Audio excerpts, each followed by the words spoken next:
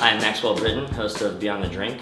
Today we are hanging out in what could be the world's coolest cocktail bar, home to Adam Colasar, aka Tiki Adam, the Tiki Authority of New York City. He's letting us hang out at his bar so that I can hang out with Nick Abadzis, who is Eisner Award-winning graphic novelist and cartoonist. We're going to have some margaritas and talk about his career and some of his work that he has ahead of him.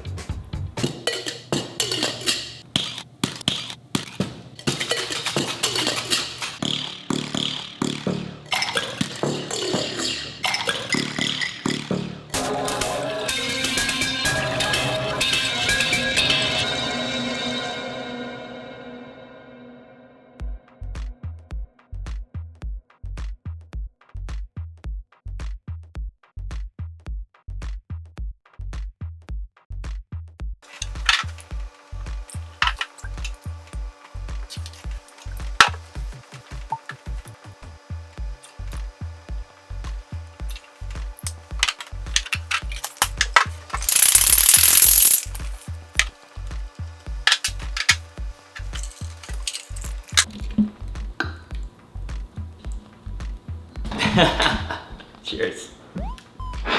Sublime. If you think about the kind of course of, the evolution of human communication, a lot of kind of written language is evolved out of pictograms, which itself is kind of like probably evolved from cave paintings. Right. And I think the human brain is hardwired that way to recognise pictures very, very quickly and easily, which is why we learn to read. It's how we learn to read. And comics is still an evolving form, which is related to all that. It's a very, very deep visual communication that humans do, and comics is just one part of it. But for me personally, in terms of a means of expression, I haven't found anything better. The older I get, the kind of more interested I get in other media as well. So I don't want to kind of nix those, but or do them down. That's absolutely not the case. But just for me, in terms of kind of getting stuff out there, ideas and stories that I wanted to tell, I got caught up in it at a very early age. Your graphic novel, Laika, tells the story of the dog sent into space by the Soviets in 1957. Back in 2002, I just came across a news article where a top Soviet scientist admitted that they hadn't learned nearly as much from the mission that they said they had.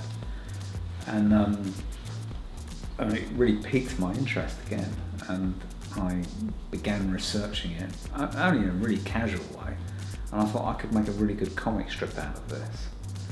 But the more I researched it, the more it grew, and you kind of know if a story is worth telling, and that's what I mean when I say a story finds you. And she is, to this day, the only living creature sent into space, and many missions, Chinese missions, American missions, Russian missions have sent in everything from insects to plants to human beings, everything in between. She's the only living creature ever sent into space without the express intention of getting her back.